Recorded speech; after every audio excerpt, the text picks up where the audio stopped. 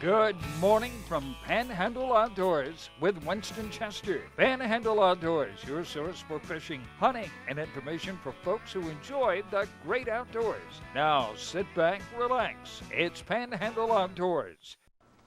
Good morning, folks. Welcome to Panhandle Outdoors. I'm Winston Chester. Glad here on this Tuesday morning. Got a great show lined up. First started our weather brought to us by Haney Technical Center at the corner of Baldwin and Highway 77. It's going to be a high today of 72 and low of 59. I'm looking back through all my notes. It has not reached the 70s. Of course, yesterday and today, the first time it's been in the 70s since this year. So that's refreshing right there. Water temperature stayed in at around 57 though, so not much movement right there. Take a look at our river readings. The Apalachicola Bluntstown is on the way down, but it really got up there high. Even this morning, it's reading at 13.7. It got up there to almost 17 foot Saturday. It was really high up there, so a lot of movement going on the Apalachicola. The Choctawhatchee at Caryville, it's dropping also this morning. It's reading right at even 10 foot. It got up there around between 11 and 12 on Sunday. So both rivers are moving around, sort of dropping some if you're getting ready to go for the weekend. All right, let's take a look at our tide chart brought to us by Kent Forest Lawn Funeral Home and Cemetery. And today is March the 3rd, Tuesday. We've got some decent tides. We've got a low tide at 5:04 this morning, a high tide at 8:12. And we have about a 1.1 foot range on there. We're looking for the weekend now. We're going to just have some flat tides for the starting on Thursday, Friday, Saturday, and Sunday. So, and on into Monday, we've got about 5 days of neap tide, so not much tidal flow right there. Our marine forecast, south-southeast, and that means a couple of things right there. There's going to be bringing this warm water and warm air. So it's going to be about 10 to 15 south-southeast. Now, I want to take a minute to wish the state of Florida a very happy birthday today. The state of Florida is 170 years old. And my daughter keeps me informed on it, but we're native Floridians, go way back, and we love this state. It's just a wonderful state to live in. We have people coming on a regular basis to live here, and we just welcome them with open arms, and it goes way back, our history. My daughter, Wendy, teaches American history, and she spends a whole week on Florida history, and she really does it up right. She gets a cake of Florida and brings it into her class, and she has balloons of FSU and Gator balloons in Miami, and she spends a whole week on Florida history. It's just a rich, rewarding time. It's just just want to make sure everybody acknowledges that and knows it's just a wonderful state to live in, and 170 years old today. So happy birthday, our state. All right, let's take this break and we'll be right back.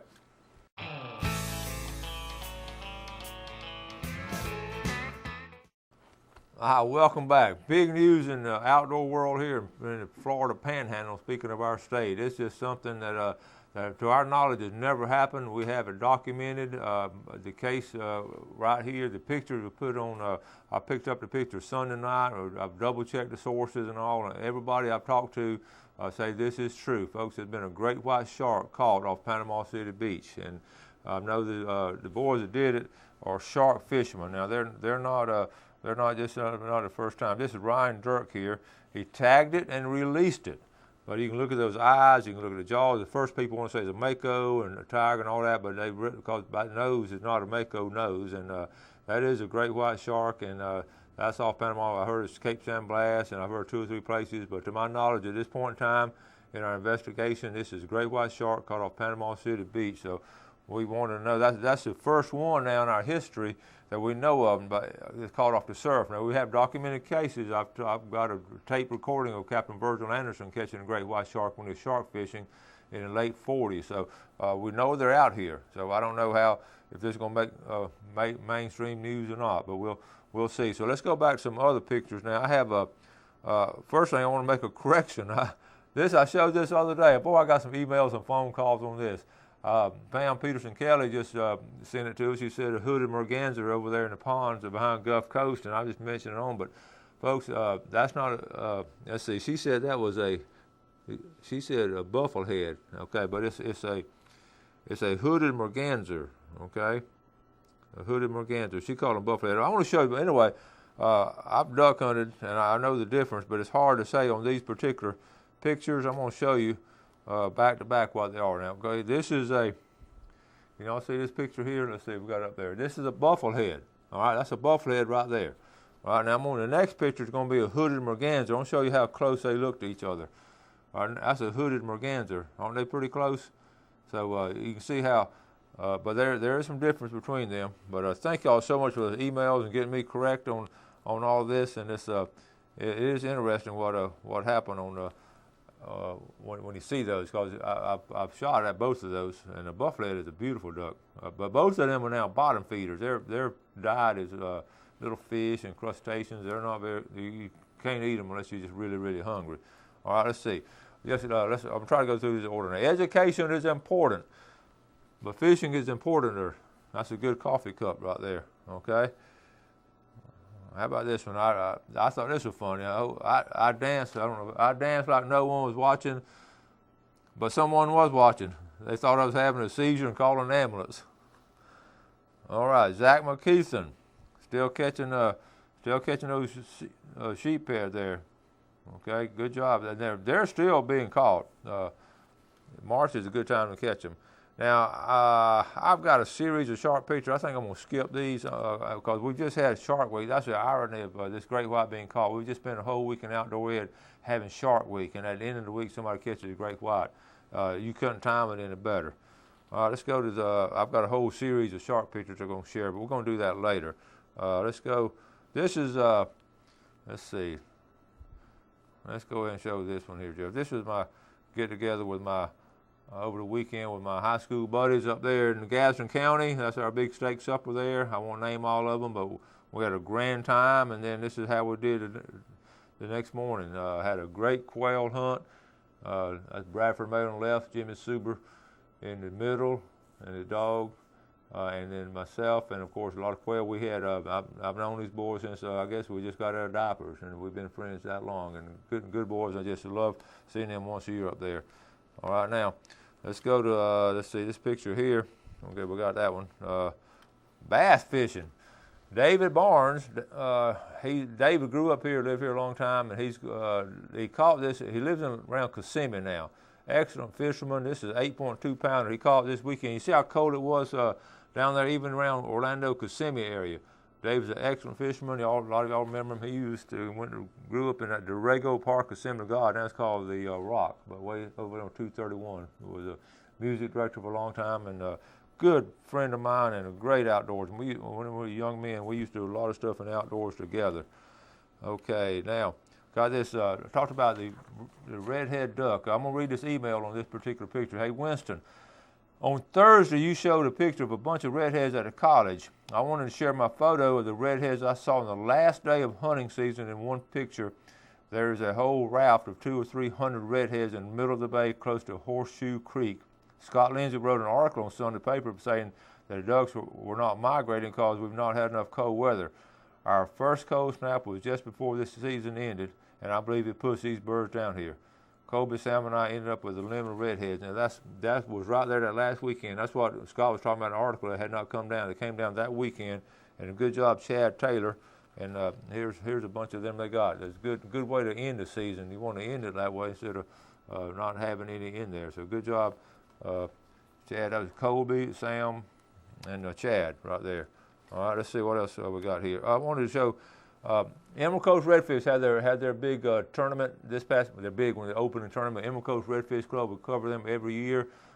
Mark and Michael Cowers are in it. A lot of people fish, but I just was going to show you the first. They had 18 boats entered, or 17 boats entered, and only 6 boats brought in redfish. And I'm not going to go over all of them. I'm just going to mention the first place with Bobby Weir, Matt Schoen at 10.18. Hunter Ray second, but only 6 boats placed. Now the other 11 boats did not actually catch did not even bring. So that shows you how tough the fishing is when you have 17. Now those are all good red fishermen. Those guys are, and 17 boats went out and 11 boats didn't catch any. So that tells you. Here's their schedule for the rest of the week. We may just we'll talk about this at a time, but just briefly what they're going to be doing.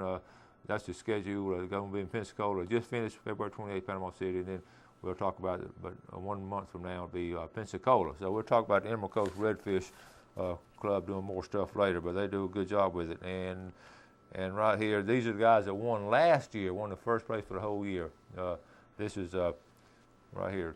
Bobby Weir and Matt Shawn. They were first place last year. So when those guys when only 6 boats land them, that tells you something right there. Let's take a break and we'll be right back.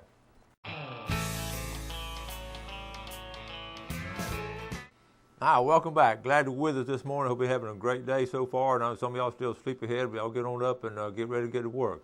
We got to work for a living. Look, I got a video coming up. It's ironically something I've been wanting to do since I started on the show, was to get this video and go visit the NOAA lab out there off Thomas Drive, and that's right sort of south of the Navy base. If you go into Bay Point, you go past Bay Point, you take a left and go back it goes back to the bay. Well, I've just never got around to it. And this year, one of the girls in my outdoor wear class, 5th period, Alyssa Davenport, her dad is the manager of the place, and his name's Guy Davenport. So I met him at open house back in the fall, and we've been communicating back and forth. And I mentioned him. I'd like him to come to class, of course, as a guest speaker, and also get out there and visit them. And so finally, I went out there the other day, and he was so nice and everything. And my plan was to go ahead and just do a show of all the things he did. Well, when I got out there, within a few minutes, we realized right away that, well, I couldn't do it justice in just one visit. So I just sat down and had a talk with him, and then we're going to go out later on and film certain different segments. They do so much out there. It's fascinating. I had no idea they did as much stuff as they do out there. So we've got a series of visits out there, but we're just going to introduce it right now. But I sat down with him and interviewed. This is Guy Davenport. He's quite an outdoorsman. He loves to hunt, loves to get out in the boat and all. So, and he's a good marine scientist. I can tell that right away. So let's sit back and let's just this introductory video of a NOAA lab, National Oceanic Atmospheric Association, and right out here at our own Panama City Beach. There's a Southeast Regional Office. Okay, let's run this, Jeff. All right, folks, we've come across the bridge, coming across on Thomas Drive, coming up here to a place I've been wanting to visit for a long time. And we're out here at the laboratory. It is the National Marine Fisheries Service. It's the Southeastern Fisheries Science Center, better known as NOAA, which is National Oceanic Atmospheric Administration, which is... Our folks, we're here with Guy Davenport. And Guy, just tell our viewers a little bit about yourself and all. I'm a research fisheries biologist. I'm the lab director here in Panama City, Florida, at the Panama City Lab on the NOAA Fisheries, National Marine Fisheries Service. And we're here right here in Panama City, right on the bay, with a property right here on the bay. And our main focus out here is to do fisheries research work. Okay. We actually, what we do is we create fisheries statistics and fisheries data here that we work with that is utilized in stock assessments to help managers get the scientific perspective on the status of stocks. Okay, tell our viewers how this is a good job now. You've been talking about a job. It's the kind of job I'd like to have, because you go to exciting stuff. How did you sort of grow up and get involved in this kind of stuff and all? Well, my father was he was in the military. He was Navy, 28 years, and what he did was he's from Iowa, so he was an outdoor person from the get-go. He hunted, he fished, and that kind of rubbed off on me. And then I started picking up. We moved out to the Seattle area when he retired, and we ended up heavily involved with Puget Sound fishing out there and fishing activities out there, and it just kind of sticks with you. And so from that perspective, ended up going to school at the University of Washington and got my degree in fisheries biology. And then from there, I ended up going to getting into an observer program with the National Marine Fisheries Service. So I just stuck with it. And then I worked at an observer program in San Diego, California. Then I picked up a job and was able to come down to Miami. And I've spent probably 26 years in Miami working in fisheries statistics, working with fishery data collection activity from the commercial sector.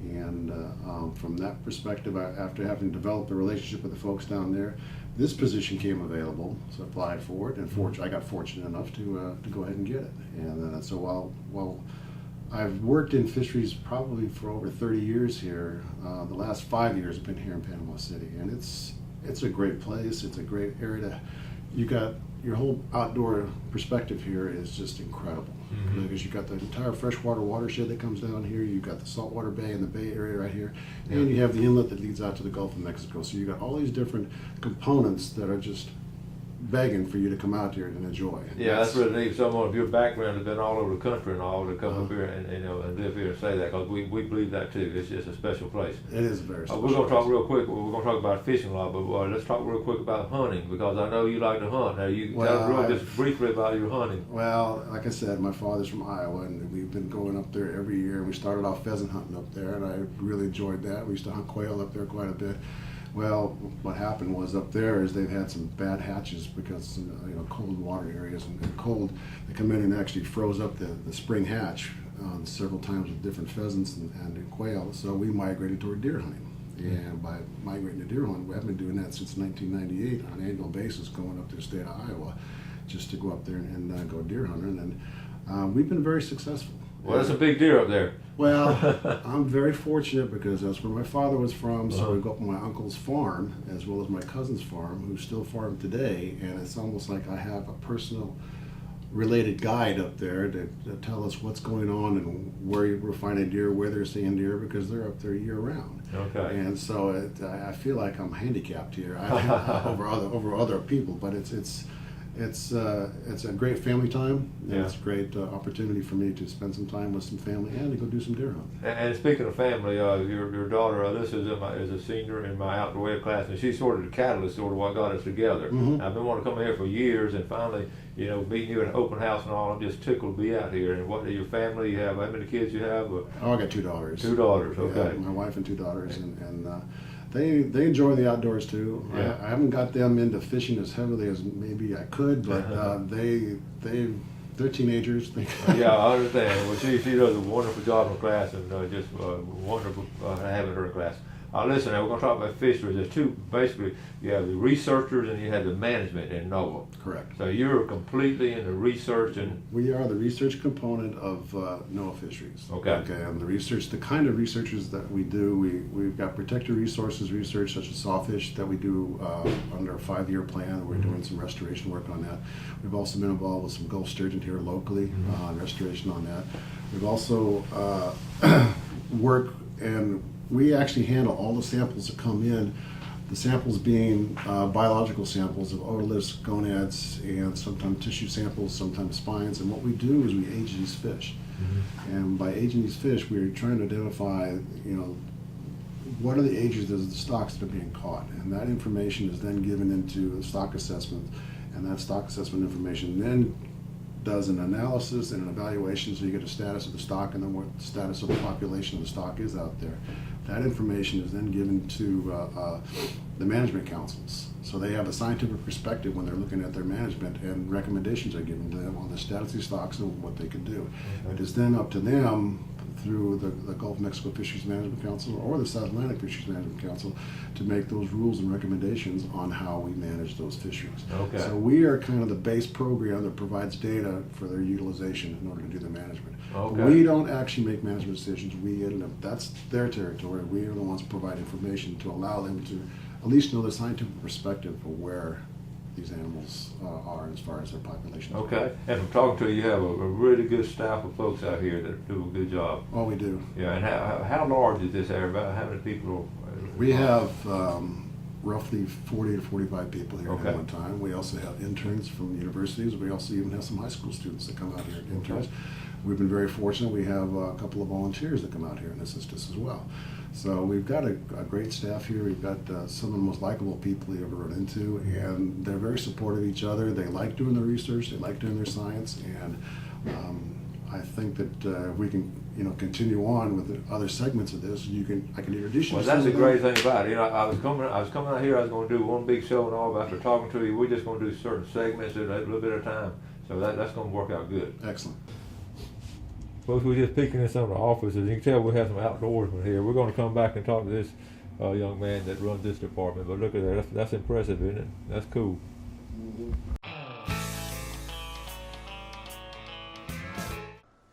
Welcome back. Let's look at our fish and game forecast today, brought to us by Mark Cowart of Edgewater Beach Realty. Mark's number is 832-6000. We're looking at about a 12-hour range right here, but right here in the middle of the day, we're looking at 1024 to 1224. A good time right there is going to be nice weather. And tonight, 1046 to 1246. You're out there trying to catch a great white. It'll be a good time to go. All right, I hope you enjoyed that video. I was looking at a little list of things that he gave me, a list of. We can do probably 6 or 7 more shows from out there, and what we want to do is just get with those folks and just sort of go. I'm going to have to set out a block of time. I don't want to run up there and rush it and run back in, so I'm going to have to get a block of time. So I will bring it to you when I get time to get out there and get it done, but I want to do a good job with it. One thing, habitat mapping. I saw the room where they actually are mapping, and those 2 local boys doing it. One of my former students is a marine biologist out there, and I'm just tickled with him. So that's his department. And the other boy graduated from Bay High. One of them is going to be, they do study on marine protected areas in the south out in the Gulf of Mexico in the South Atlantic. Biological samples collections, they do that. Also, a 4th one is a fishery observer program where they observe a lot of observation and they do scientific studies on it. Another one, and this is interesting, they do stock assessments for the highly migratory shark species. Now, I can't wait that when I leave here, first thing I'm going to do is I'm going to text them and let them know that great white was caught, because they'd be interested in that. And they do cooperative research, and they have some interns out there that have school field trips and all. So all kind of really neat things they do out there, and we want to just share it with you. So you're probably like me, have no idea they were doing all that. So we're looking forward to doing that. All right, I'm about to run out of time. I wanted to mention these hunter safety courses coming up this weekend. I'll go over all of them tomorrow. Also, I want to talk also about the, well, let's go and do it. I got time, I think. Calhoun County, March the 7th, that's this Saturday. Guff County just had theirs. Jackson County, March the 7th. Wakulla County, March the 7th. All these are at a place like either the sheriff's office or like Chipola College. Walton County will be March the 8th, and Washington County will be at Hard Labor Creek, and there's going to be March the 7th. They're all coming up this weekend. That's like 4 or 5 different counties coming up this weekend. All right, we'll just encourage everybody to do that if you need to get it done. About run out of time. Make sure you do something good for someone today. You have a great day and enjoy the great outdoors, and God bless. Thanks for joining us for Panhandle Outdoors with Winston Chester. Panhandle Outdoors features hunting, fishing, and other activities and information to help you enjoy the great outdoors. Join us next time for Panhandle Outdoors.